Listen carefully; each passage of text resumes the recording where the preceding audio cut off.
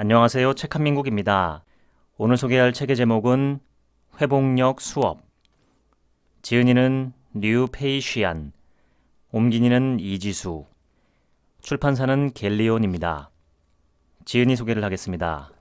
류페이시안, 미국 시애틀에서 활동하는 심리 상담사, 대만에서 자라 대학을 졸업했고 이후 미국으로 건너가 펜실베이니아 대학에서 상담 교육 및 상담 지도로 박사 학위를 받았다.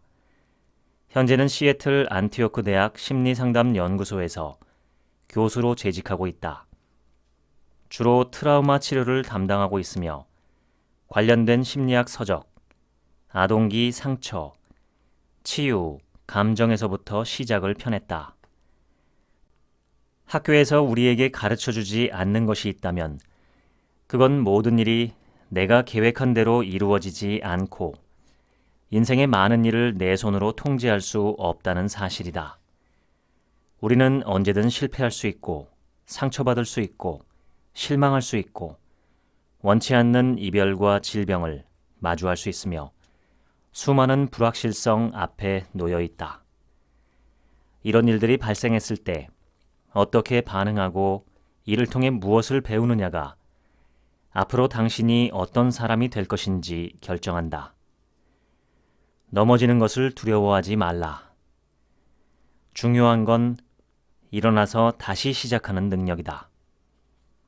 고통스러운 상황 속에서도 점점 나아지는 사람들의 사례에서 공통적으로 보이는 특징이 하나 있다. 그것은 바로 끈기다. 펜실베이니아 대학 긍정심리학 센터에서는 20년 넘게 회복력에 관한 연구를 진행했다.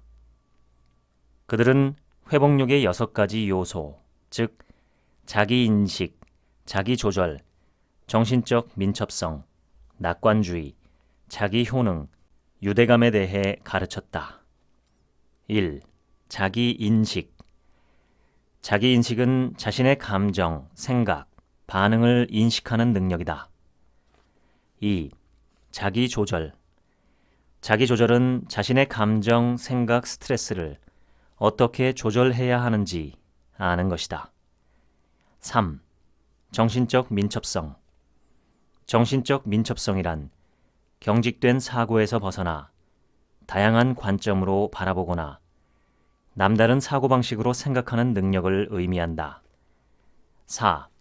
낙관주의. 낙관주의는 더 나은 미래에 대한 믿음뿐만 아니라 스트레스를 바라보는 방식과도 관련이 있다. 당신은 스트레스를 극복할 수 있는 도전으로 생각하는가? 아니면 나에 대한 위협으로 생각하는가? 낙관주의는 우리가 통제할 수 없는 상황을 받아들이고 스스로 통제할 수 있는 일에 힘을 쏟아 변화할 수 있는 능력을 의미하기도 한다. 5. 자기효능. 자기효능은 스스로 할 수 있고 설정한 목표를 달성할 수 있다고 믿는 것이다. 6. 유대감. 원만한 인간관계는 회복력을 키우는 중요한 기반이다. 당신의 삶에는 믿고 의지할 수 있는 누군가가 있는가? 당신에게 어떤 일이 생겨도 힘이 되어주고 도움을 줄 수 있는 사람이 있는가? 회복력을 키우기에 앞서 가장 먼저 해야 할 일은 실패를 제대로 바라보는 것이다. 우리는 현재 성공과 밝고 긍정적인 에너지를 지나치게 강조하는 사회에 살고 있다. 그러나 긍정과 즐거움이 유일한 가치가 되어버리면 실패로 인해 괴로워하고 있는 사람에게 긍정적인 격언을 하나 던져주고 얼른 부정적인 감정을 털어내라고 요구하는 식이 된다. 이런 상황에서 대부분의 사람들은 자신의 괴로움을 겉으로 표현하지 못하고 실패에 대해 감히 언급하지 못한다. 감정을 숨긴 채 모든 것이 완벽해 보이는 가면을 쓰고 살아가는 것이다. 2013년의 한 연구 결과 피험자 대부분이 부정적인 감정을 느끼지 말라라고 요구받았을 때 오히려 더욱 강렬히 부정적인 감정을 느꼈다고 대답했다. 유리 멘탈이라고 비난받을까봐 두려운 사람들은 자신의 실패와 좌절에 대해 솔직하게 털어놓지 못하고 마음의 상처를 계속 외면한다. 우리는 모두 같은 폭풍우 속에 있지만 각자 서로 다른 배를 타고 있다. 꼭 팬데믹 시대가 아니더라도 사람은 누구나 인생을 살면서 각자의 폭풍우를 만나게 된다. 살면서 어떤 일이 일어날지 예측하고 통제할 수 있는 사람은 없다. 유일하게 통제할 수 있는 건 바로 나 자신으로 내가 어떤 마음을 먹고 어떻게 반응할지는 스스로 결정할 수 있다. 세상에 그 어떤 일이 일어나도 우리에게는 마지막 자유, 즉 그 일에 대해 어떤 태도를 취할 것인지 또 어떤 의미로 받아들일 것인지 선택할 수 있는 자유가 있다. 남아프리카에서는 이렇게 인사를 건넨다. 사우보나. 사우보나는 줄루어에서 온 말로 당신을 봅니다. 내가 당신을 봄으로써 당신이 존재합니다. 라는 의미다. 인간은 무리를 지어 사는 동물이라 다른 사람들과 관계를 맺으며 살아간다. 모든 사람은 자신을 봐주고 자신의 말을 들어줄 누군가가 필요하다. 당신이 나를 봄으로써 내가 존재하고 내가 당신을 봄으로써 당신이 존재하기 때문이다. 만약 모든 사람이 자기 자신에게도 싸우보나 하고 말할 수 있다면 어떨까? 만약 자신에게도 나는 너를 보고 있어. 너의 모든 감정과 느낌을 볼 수 있어. 라고 말할 수 있다면 자기 자신을 솔직하게 바라보고 자신의 내면을 담담하게 마주할 수 있다면 어떨까? 영국의 가수 겸 작곡가 키스 리처즈는 한때 마약 중독자였다. 그는 자신의 회고록에 이렇게 썼다. 우리가 각종 왜곡된 방식을 사용하는 이유는 단 몇 시간만이라도 자기 자신을 마주하고 싶지 않기 때문이다. 당신은 모든 날씨를 포용하는 하늘이다. 어떤 날은 구름 한 점 없이 맑고 어떤 날은 비가 내린다. 그러나 어떤 날씨든 잠시일 뿐 날씨는 끊임없이 변한다. 감정도 마찬가지다. 광활한 하늘에 먹구름과 폭풍우가 잠시 머물다가 지나가듯 당신의 하늘에도 감정이 머물다가 지나가게 하라. 나는 심리학자 크리스틴 네프가 제시한 자기자비라는 개념을 좋아한다. 자기자비에는 세 가지 중요한 요소가 있다. 첫 번째는 자기 자신을 향한 친절이다.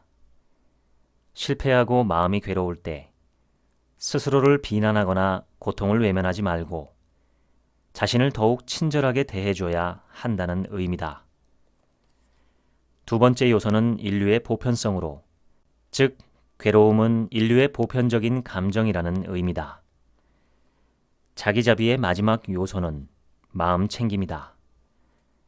현재 무슨 일이 일어나고 있는지 자각할 수 있어야 한다는 의미로 어떤 감정이 나타났을 때 그것을 있는 그대로 느끼는 것이다. 원래 인생이란 계속해서 상실의 기술을 배워가는 과정이 아닌가? 살다 보면 무슨 일이든 일어날 수 있고 한순간에 내가 가진 모든 것을 잃게 될 수도 있다. 모든 변화는 상실을 동반한다. 슬픔과 애도 분야의 전문가인 데이비드 캐슬러는 이렇게 말했다. 우리는 먼저 슬픔에 이름을 붙여야 한다. 그것이 슬픔이라는 걸 알아야 비로소 애도를 시작할 수 있기 때문이다. 누군가가 슬퍼하고 있을 때는 옆에 있어주는 것만으로도 큰 힘이 된다. 무언가를 가르쳐주거나 조언을 해줄 필요는 없다. 당신은 그저 그의 슬픔을 바라보며 함께 있어주면 된다. 애도는 감정이 흐르도록 해줘야 한다. 감정을 억압하고 아무것도 느끼지 않으려고 한다면 슬픔은 마음속에 갇혀버린다. 수전 데이비드 박사는 한 강연에서 아버지가 돌아가셨을 때의 경험을 이야기했다. 당시 15살이었던 그녀는 마치 아무 일도 없는 것처럼 웃으며 손님을 맞이했고 슬픔을 느끼지 않기 위해 폭식을 하기 시작했다고 말했다. 그러던 어느 날, 한 선생님이 그녀에게 일기장 한 권을 건네며 자신이 느끼는 모든 감정을 써보라고 권했다. 그제야 그녀는 일기장에 꽁꽁 감춰두었던 슬픔을 쏟아냈다. 슬픔을 마주했을 때는 그것을 그대로 느끼며 감정이 자연스럽게 흘러가도록 해야 한다. 사회심리학자 제임스 페니 베이커는 글쓰기를 통한 감정의 표출이 사람에게 매우 긍정적인 영향을 준다는 사실을 발견했다. 매일 10분에서 15분 정도를 할애해 자유롭게 글을 써보라. 다른 사람에게 보여줘야 하는 글이 아니므로 형식에 구애받지 않고 자유롭게 자신의 감정을 솔직히 적으면 된다. 다 적은 다음에는 지우거나 찢어버려도 괜찮다. 두려움은 죽음이 찾아오는 것을 막을 수 없지만 현재의 삶을 가로막을 수는 있다. 사랑과 상실은 원래 하나다. 두렵다고 슬픔을 마주하지 않으려는 것은 사랑이 없는 인생을 선택한 것이나 다름없다. 어떤 일에 관한 죄책감뿐만 아니라 자신의 감정에 대해서도 죄책감을 느낀다고 토로하는 사람들이 더러 있다. 예를 들어 슬픔, 불안, 괴로움 등의 감정을 느낄 때 마음속 한구석에서 죄책감이 비집고 나와 이렇게 말한다는 것이다. 그렇게 생각하면 못 써. 감사한 마음을 가져야지. 미국의 심리학자 가이 윈치는 건강한 죄책감은 우리가 어떤 잘못을 했을 때 그것을 만회하고 고칠 수 있게 도와주지만 건강하지 않은 죄책감은 독약처럼 우리 몸에 퍼져 해를 끼친다고 설명했다. 생존 죄책감, 분리 죄책감이 바로 여기에 해당하는데 이 두 가지 모두 인간관계와 관련이 있다. 전쟁이나 비극적인 사고에서 가까스로 살아남은 생존자들은 대체 왜 나만 살아남은 걸까 하는 생존 죄책감에 자주 시달린다. 이러한 죄책감 때문에 그들은 생존했지만 제대로 살아가지 못한다. 살아남은 것이 곧 죽은 사람들에 대한 배신이라고 생각하기 때문이다. 또 하나의 독이 되는 죄책감은 분리 죄책감이다. 내가 원하는 삶을 얻기 위해 다른 누군가를 포기했을 때 이런 죄책감을 느낀다. 예를 들어 꿈을 이루기 위해 유학을 떠나려고 하는데 가족들이 극구 반대할 때, 혹은 해외에 나가 일을 하느라 몸이 아픈 가족을 돌보지 못할 때 심한 죄책감에 시달린다. 죄책감은 내가 무엇을 잘못했다는 정보를 전달해준다. 그런데 생존 죄책감과 분리 죄책감의 문제는 뚜렷하게 잘못한 일이 없기 때문에 사과를 하거나 실수를 만회할 만한 행동을 할 수 없다는 것이다. 이러한 죄책감은 마치 고장난 경보기가 계속 잘못된 경보를 내보내는 것과 같다. 마음속에서 들려오는 죄책감의 목소리는 사실 당신에게 무엇이 가장 중요한지 알려주고 있다. 이처럼 마음속에서 들려오는 죄책감의 목소리에 귀를 기울이면 스스로를 더욱 잘 이해하고 자신의 가치관을 인식할 수 있다. 그렇다면 죄책감을 느낄 때는 어떻게 해야 할까? 먼저 자신이 얼마나 운이 좋은 사람인지 깨닫고 인정해야 한다. 충분한 자원이 있고 선택할 수 있는 자유가 있고 자신이 원하는 인생 목표를 세우고 원하는 일을 할 수 있다는 것이 얼마나 큰 행운인지 알아야 한다. 잠시 자신이 가진 것들을 생각하며 감사한 마음을 느껴보라. 그런 다음 감사함과 하나가 되어보자. 죄책감은 사람을 자기만의 세상으로 움츠러들게 한다. 그러나 감사함은 힘을 실어주고 자기만의 세상을 더욱 넓게 확장해 다른 사람에게도 닿을 수 있도록 도와준다. 모든 일이 순조롭고 즐겁기만 한 상태에서는 변화하고 성장하는 것이 어렵다. 불편한 감정과 공존할 때 비로소 능력이 확장되고 변화할 수 있다. 몸의 목소리에 귀를 기울이는 연습을 해보자. 잠시 눈을 감고 지금 이 순간 몸에서 어떤 감각이 느껴지는지 찬찬히 살펴보라. 그런 다음 몸에서 느껴지는 감각을 대표할 수 있는 도형이나 이미지 혹은 색깔을 상상해 본다. 그것은 어떤 색깔이고 크기는 어떠한가? 또 내 몸의 감각을 소리로 나타낼 수 있다면 그것은 어떤 소리인가? 그 소리는 얼마나 크고 또 얼마나 자주 들리는가? 만약 이 감각이 몸속을 흐를 수 있다면 어떤 형태로 흐를까? 만약 지금 몸을 움직일 수 있다면 감각이 흐르는 방식대로 몸을 한번 움직여보라. 이것은 내가 상담실에서도 자주 사용하는 연습 방법이다. 중독 치료 전문가인 가보르 마테는 그의 책에서 중독에 빠진 사람을 불교의 굶주린 유령에 빗대어 설명한다. 굶주린 유령은 배가 아주 크고 가늘고 긴 목을 가졌으며 아무리 먹어도 배가 부른 줄을 모른다. 그는 이 사회의 많은 사람들이 굶주린 유령처럼 외적인 물질, 명예, 권력 등으로 내면의 공허함을 채우려 한다고 지적한다. 그러나 외적인 것은 절대 내면의 공허함을 채워줄 수 없으며 내면을 채우기 위해서는 직접 그 안으로 들어가야 한다고 강조한다.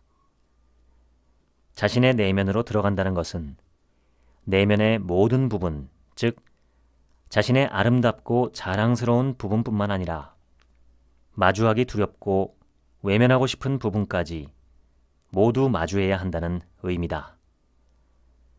내면으로 들어가 나 자신과 함께한다는 것은 내가 싫어하는 부분을 바꾸기 위해서가 아니라 내가 싫어하는 부분과 나와의 관계를 바꾸기 위해서다.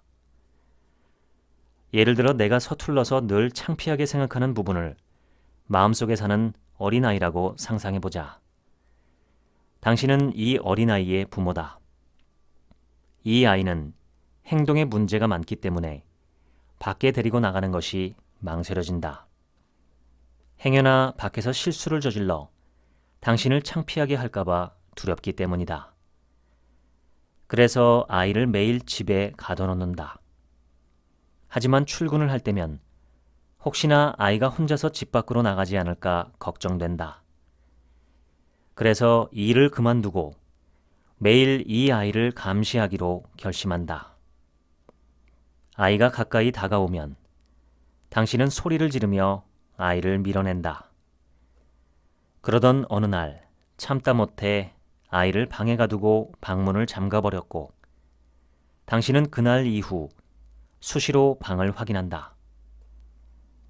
물론 매우 극단적인 비유지만 이것이 바로 대부분의 사람들이 자신의 생각 혹은 감정과 맺고 있는 관계다. 우리는 늘 그것들을 향해 소리 지르고 외면하고 어떻게 해서든 밖으로 나오지 못하게 가둬놓거나 쫓아내기 일수다. 감추고 싶은 내면의 생각 혹은 감정과 마주했을 때 그것을 바꾸려고 하기보다는 나와 그것의 관계를 바꿔야 한다. 어쩌면 당신의 마음속에는 괴로움을 안고 있는 어린아이가 여러 명 살고 있을지도 모른다.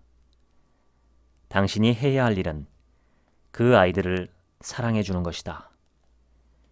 만약 아이가 수줍게 당신 곁에 다가오면 따뜻하게 안아주며 이렇게 말해줘라. 네가 얼마나 힘든지 잘 알아.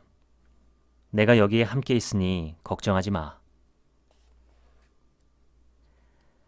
자신을 사랑하고 자신의 내면에 함께 머무른다는 것은 결국 자신의 모든 부분과 좋은 관계를 맺는다는 의미다. 무엇인가를 바꾸고 밀어내려고 하기보다 자신의 모든 면을 이해해주고 환영해줘야 한다. 마음챙김 지도자 존 카바진의 책 제목을 보며 많은 생각이 들었다. Wherever you go, there you are. 당신이 어디를 가든 거기에 당신이 있다는 뜻이다. 살면서 수많은 사람들을 만나지만 나 자신만큼 나와 오랜 시간을 함께한 사람은 없다. 나 자신을 사랑하고 나와 함께하는 시간을 즐긴다면 이번 생은 절대 고독하지 않을 것이다. 우리가 자신의 모든 부분을 온전히 받아들일 수 있을 때에야 비로소 다른 사람도 받아들일 수 있다. 미국의 유명 속옷 브랜드 스팽스의 창업자 사라 블레이클리는 2012년 포브스가 선정한 최연소 여성 억만장자다. 그녀는 한 인터뷰에서 자신의 성장 과정을 이야기하며 아버지가 주말 저녁이면 이런 질문을 했다고 말했다. 이번 주에는 어떤 실패를 했니? 사라 블레이클리는 아버지가 남겨주신 가장 큰 선물은 실패를 좋지 않은 결과나 나의 부족함으로 생각하지 않고 계속 도전해야 할 과제로 생각하게 만들어준 것이라고 했다. 그런 아버지의 영향으로 그녀는 창업 과정에서 실패에 대한 두려움을 내려놓고 계속 용기 있게 도전할 수 있었다. 스탠퍼드 대학의 심리학 교수인 캐럴 드웩 박사는 사람의 성공 여부는 자신을 어떤 존재로 바라보는가에 따라 결정된다고 말한다. 드웩 박사는 저서 마인드셋에서 고정형 사고방식과 성장형 사고방식이라는 두 가지 사고방식에 대해 설명한다. 마음속으로 이런 생각을 해본 적이 있는가? 내가 그렇지 뭐. 난 원래 이런 일은 잘 못하니까. 저 사람이 늘 그렇지 뭐. 사람은 절대 변하지 않을 거라고 생각하는 것이 바로 고정형 사고방식이다. 재능, 성격, 창의력 등의 능력이 고정되어 있는 것이라고 생각한다. 반대로 성장형 사고방식을 가진 사람은 재능이나 능력이 언제든 바뀔 수 있고 자신이 얼마나 노력하고 경험을 쌓느냐에 따라 성장하고 변화할 수 있다고 믿는다. 이 두 가지 서로 다른 사고방식은 대부분 어렸을 때 형성된다. 한 연구자는 실험을 통해 고정형 사고방식을 가진 아이는 주로 자신이 익숙하고 잘하는 놀이를 반복하는 걸 좋아한다는 사실을 발견했다. 새로운 놀이에 도전하는 건 실패할 가능성이 있기 때문이다. 반면 성장형 사고방식을 가진 아이는 익숙한 놀이를 하나 한 다음에 새로운 놀이에 도전하는 걸 좋아했다. 만약 자신이 고정형 사고방식을 갖고 있다는 걸 깨달았다고 해도 너무 낙담할 필요는 없다. 당신이 어떤 상황에 처해 있든 변화를 통해 성장형 사고방식을 키울 수 있기 때문이다. 나 역시 어떤 면에서는 고정형 사고방식을 갖고 있다는 사실을 깨달았다. 그래서 이 책을 쓸 때 새로운 계획을 하나 세웠다. 그건 바로 그동안 잘 못한다고 생각해서 시도조차 하지 않았던 일들을 한 달에 하나씩 배우기로 한 것이다. 나는 일상적이고 작은 일부터 시작했다. 베이킹을 배우고 다양한 요리를 시도하고 익숙하지 않은 분야의 책을 읽고 예전에 별로 좋아하지 않았던 분야의 지식을 공부했다. 사람의 뇌는 뛰어나고 창의적인 편집자다. 이 편집자가 하는 일은 매일 각양각색의 이야기를 만들어내는 것이다. 당신의 뇌가 가장 많이 사용하는 생각 습관은 무엇일까? 1. 마음 읽기. 심리 상담사라는 직업을 갖고 있으면 가끔 재미있는 질문을 받는다. 특히 처음 만나는 사람에게 내 직업을 이야기해주면 농담 반 진담 반 이렇게 묻는 사람들이 있다. 그럼 지금 제가 무슨 생각을 하고 있는지 알아맞힐 수 있나요? 물론 나도 사람의 마음을 읽는 신비한 능력을 갖고 싶다.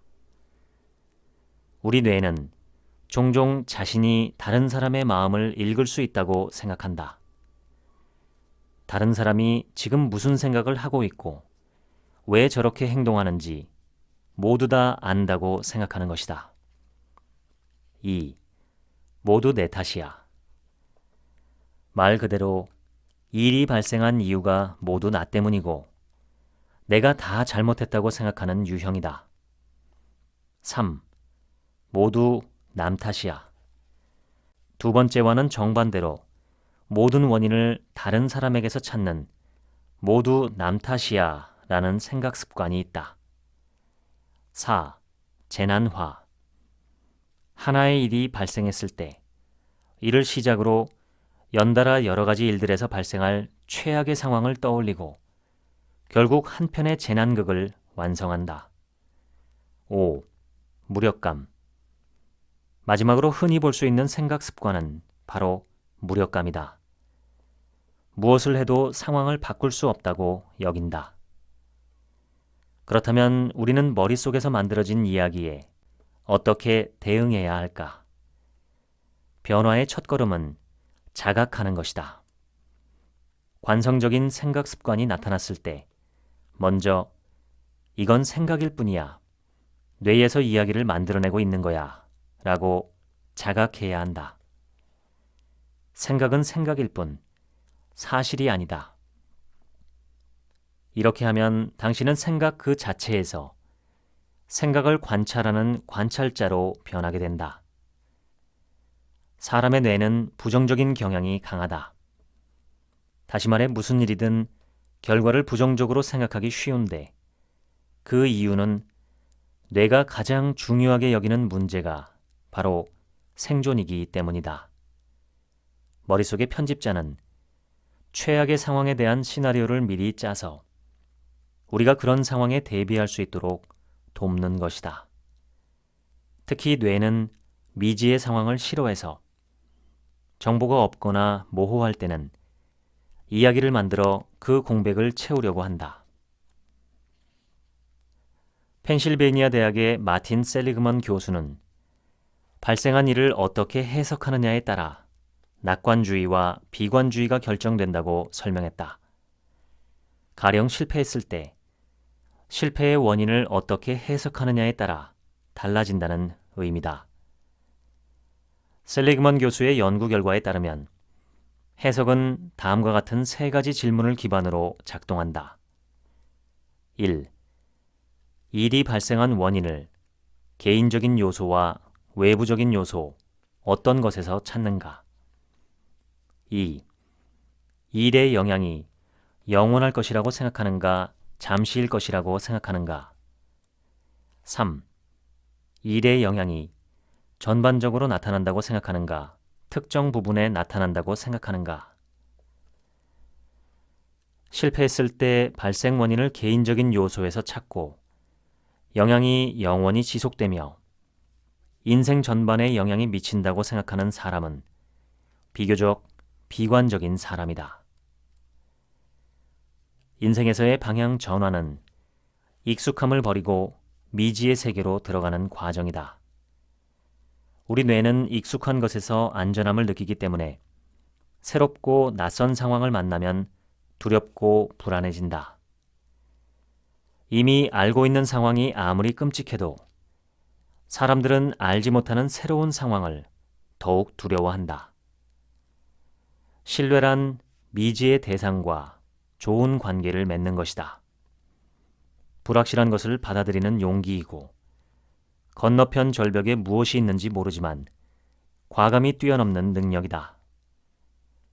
새로운 일에 도전할 때는 우선 기대치를 낮추고 한동안 배우고 적응하는 시간이 필요하다는 사실을 스스로 인식하고 있어야 한다. 처음에는 실수도 많이 하고 불편한 감정을 계속 느낄 수도 있지만 바로 이런 불편한 감정이 당신을 성장시킨다. 모든 처음은 곧 새로운 도전이고 도전해야 성장할 수 있다. 사람이 성장을 멈추면 삶도 멈춘다. 용기는 두려워하지 않는 것이 아니라 두려움을 안고 앞으로 나아가는 것이다. 사람의 행복을 결정하는 중요한 요소는 부와 명예가 아니라 인간관계의 질에 있다는 연구 결과가 있다. 인간관계의 질은 페이스북에 친구가 몇 명이 있는지, 인스타그램 팔로워가 몇 명인지, 결혼을 했는지, 한 달에 모임이 몇 개 있는지, 얼마나 많은 친구들과 여행을 다니는지에 따라 결정되는 것이 아니다. 인간관계의 질이란 당신의 인생에 언제든 자신의 취약성을 드러낼 수 있고 진짜 속마음을 털어놓을 수 있으며 자신의 치부를 모두 공유할 수 있는 사람이 있는지에 따라 결정된다. 만약 당신의 인생에 그런 사람이 있다면 정말 행복한 삶을 살고 있는 것이다. 시인 루미는 틈이 있어야 햇빛이 들어올 수 있다고 말했다. 인간관계에 균열이 생겼다는 것은 따스한 햇빛을 받아들이고 관계를 새롭게 정비할 수 있는 좋은 기회를 얻었다는 의미이기도 하다. 사실 인간관계는 연결, 균열, 정비, 재연결이 반복되는 과정이다. 잘 연결되는 법을 배워야 할 뿐만 아니라 잘 균열되는 법을 배워야 한다. 관계에서 생기는 다툼과 충돌에는 세 가지 핵심 주제가 숨어 있다. 첫 번째는 권력과 통제권이다.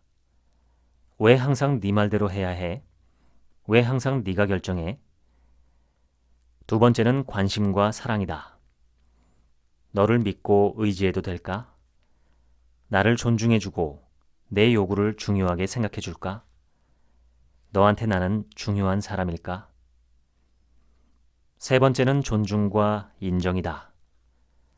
내가 널 위해 하는 일들이 얼마나 대단한 건지 알지? 내가 널 위해 얼마나 노력하고 희생하고 있는지 알지?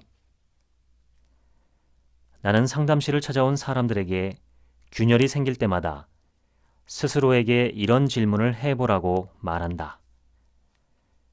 나는 진심으로 연결되고 싶은 것인가? 아니면 이기고 싶은 것인가?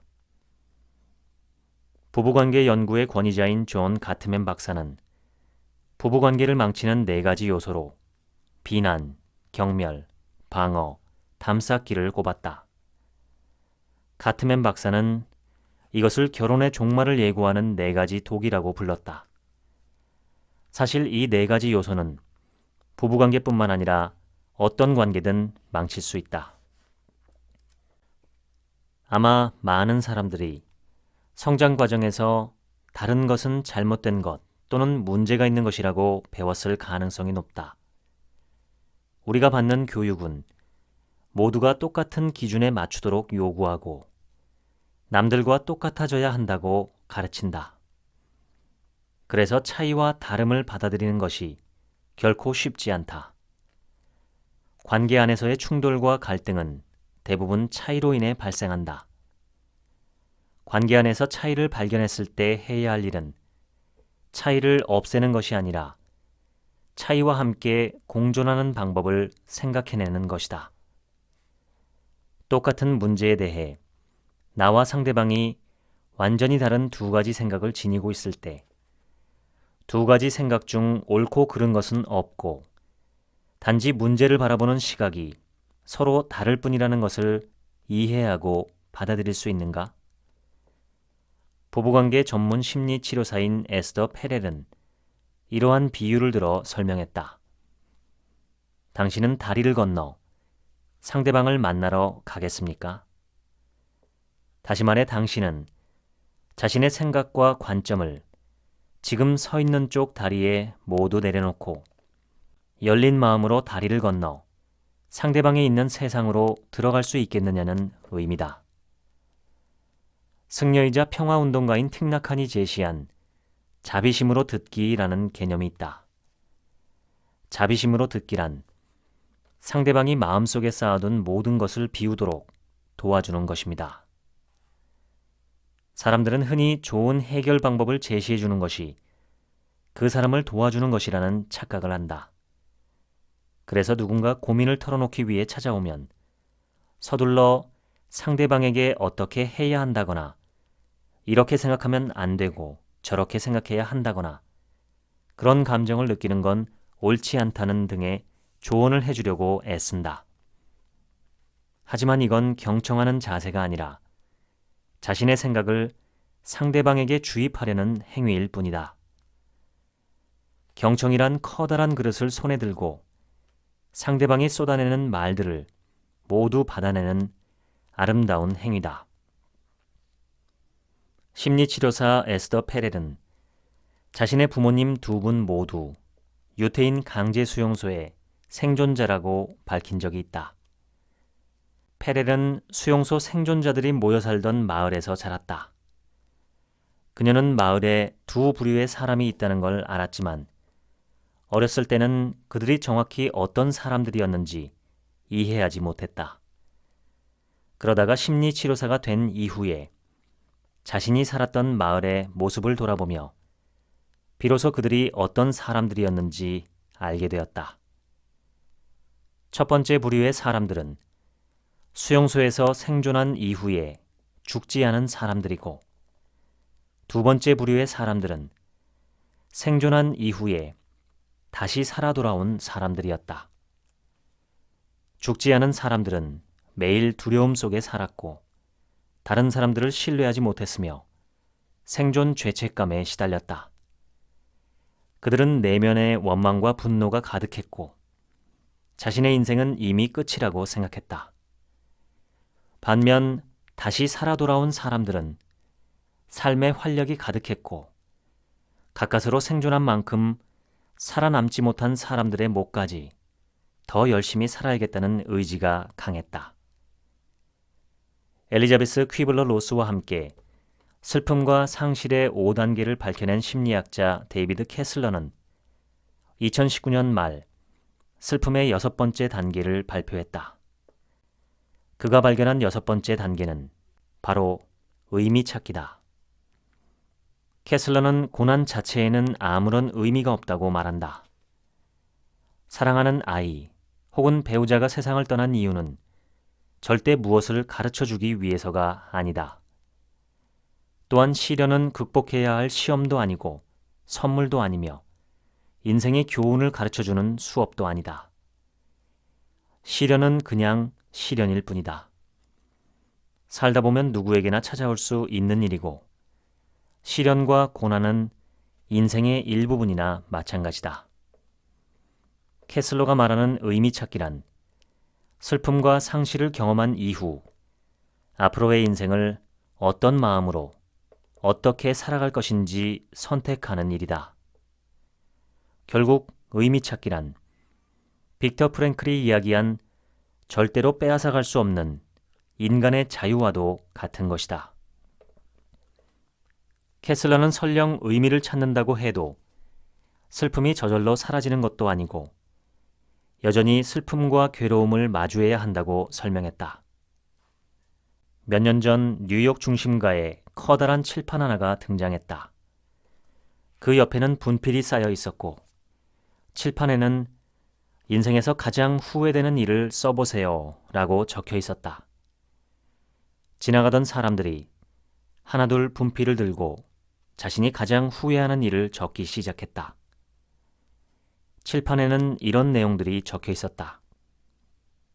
너에게 사랑한다고 말하지 못한 것, 꼭 하고 싶었던 말을 마음속에 담아두고 하지 못한 것, 정말로 하고 싶었던 일을 중간에 포기한 것, 적극적으로 행동하지 못한 것, 좋은 친구가 되어주지 못한 것, 도전하지 못한 것, 새로운 기회를 잡지 못한 것, 스스로의 안전지대를 벗어나지 못한 것, 참여하지 못한 것. 나는 칠판에 적힌 문장들을 보면서 못한 것이라는 표현이 정말 많이 쓰였다는 것을 발견했다. 말하지 못한 것, 행동하지 못한 것, 이루지 못한 꿈. 사람들이 가장 후회하는 일은 어떤 일에 도전했다가 실패한 것이 아니라 그런 일들을 아예 시도조차 하지 못한 것이다. 브로니 웨어는 호주의 작가이자 오랫동안 죽음을 앞둔 환자들을 돌본 간호사다.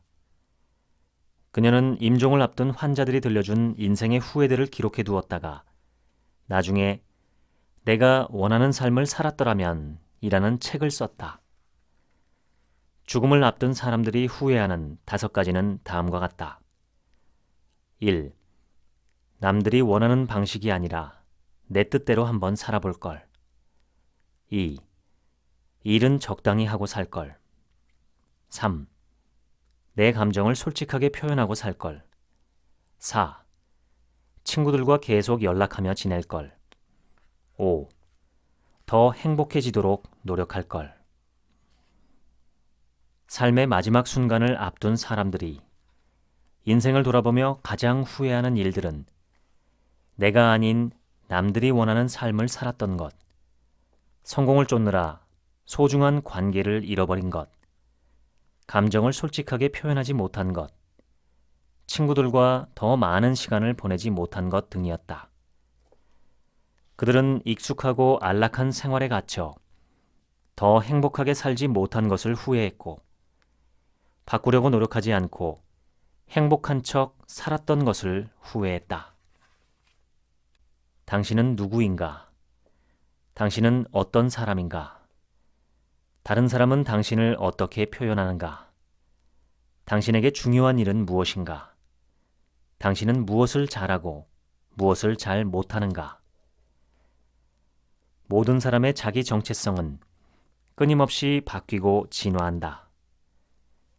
인생을 살다 보면 계속 새로운 경험, 생각, 감정, 자원 등이 쌓이고 이 모든 것들이 정체성의 진화에 영향을 준다. 예전에 정말 중요하게 생각했던 일들이 지금은 더 이상 중요한 일이 아닐 수도 있다. 이처럼 더 이상 나의 정체성에 부합하지 않는 것들은 과감히 포기할 줄 알아야 한다. 오늘의 당신은 자신이 누구인지, 어떤 정체성을 갖고 살아갈지 새롭게 결정할 수 있다. 그리고 내일의 당신은 어제의 나를 돌아보며 어떤 정체성을 포기하고 어떤 정체성을 새롭게 가져올지 생각해 봐야 한다. 자기 정체성은 끊임없이 변하는 것이다. 내가 변할까봐 걱정하기보다 아무것도 변하지 않는 것을 걱정해야 한다. 변하지 않았다는 것은 성장하지 않았다는 의미고 그것은 당신의 삶이 멈췄다는 뜻이다. 프랑스의 작가 마르셀 프루스트는 이렇게 말했다. 진정으로 무엇인가를 발견하는 여행은 새로운 풍경을 찾는 것이 아니라 새로운 안목으로 사물을 바라보는 것이다.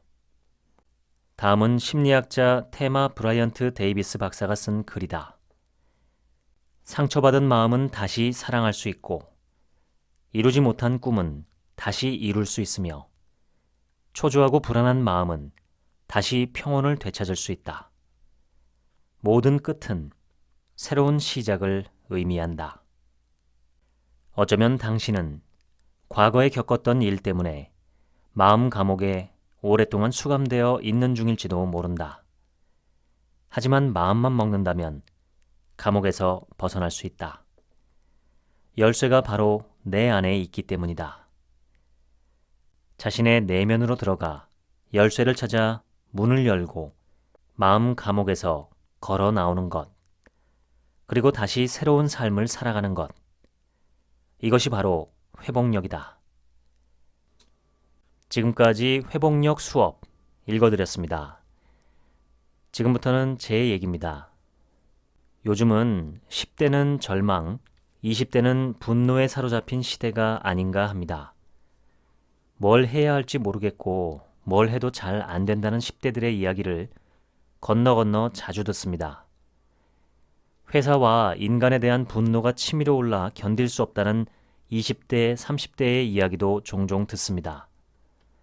한 친구는 어디서 수류탄 구할 데 없냐는 농반 진반을 하며 연말까지만 다니고 회사를 때려치우겠다고 합니다. 남들 다 들어가고 싶어하는 좋은 직장인데도 그렇다는 것입니다.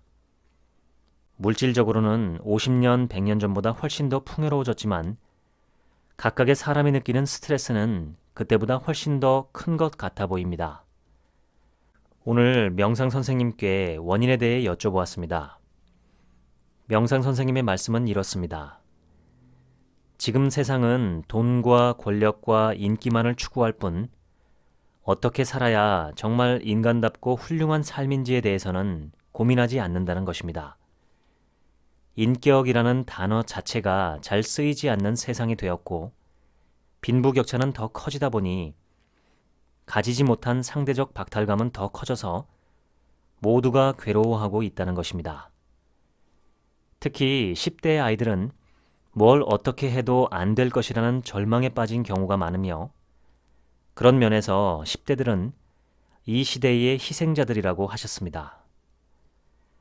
20, 30대 청년들은 더 나아가 분노를 느끼고 있으며 이런 현상은 앞으로 점점 더 심해질 것이기에 앞으로 큰 스트레스를 받는 사람들이 더욱더 늘어날 것이라는 예측이었습니다. 제 경험적으로도 맞는 말씀이라고 생각했습니다. 최근 20, 30대 청년들의 우울증, 자살률이 증가하는 것도 같은 이유가 아닐까 합니다. 얼마 전에 함께 연극하는 20, 30대 친구들 몇 명과 함께 길을 걷다가 우연히 커다란 바퀴벌레가 기어가는 것을 보았습니다. 제가 갑자기 장난기가 동해서 그 친구들에게 물어보았습니다. 너희들 누가 1억 준다고 하면 이 바퀴벌레 산채로 먹을 수 있어? 그런데 1억은 아무도 안 먹겠다고 해서 10억으로 올렸는데 잠시 생각하더니 3명 전원이 먹겠다는 것입니다. 저는 좀 놀랐습니다. 왜 10억 원에 저 징그러운 바퀴벌레를 먹으려고 하느냐 물어보니 10억은 아껴 쓰면 혼자 평생 살 수 있는 생활비가 될 수 있어서 그렇다고 합니다. 그러면 지긋지긋한 직장에 가지 않고 하고 싶은 일을 하며 살겠다고 합니다. 그런데 그 친구들 중 하나가 제게 똑같은 질문을 했습니다. 저는 세상에 있는 모든 돈을 다 준다고 해도 안 먹겠다고 했습니다. 돈은 벌 수 있지만 돈 때문에 바퀴벌레를 먹으면 내 존엄성이 훼손되는 것 같아서 싫다고 했었죠. 이 얘기를 집에 와서 했다가 아내에게 혼났습니다. 먹고 살기 위해서 아등바등 애쓰고 있는 청년들을 존엄성 운운하며 모욕했다는 죄목이었습니다. 듣고 보니 아내 말도 맞는 것 같아서 미안한 마음이 들었습니다. 그래서 그들에게 지난 주말 참치회를 대접했습니다. 사회 전체적으로는 점점 더 물질적으로 풍요로워지지만 각각의 개별적 인간들은 마음적인 면에서는 점점 더 살기 어려워지는 듯한 기현상을 보이는 세상입니다. 이 방송을 들으시는 당신께서는 넘어져도 다시 일어서는 오뚜기로 사시면 좋겠습니다. 마음은 인간의 등불입니다. 꺼지지 않도록 잘 지키시기 바랍니다. 지금까지 책 한 민국 생각이었습니다. 감사합니다.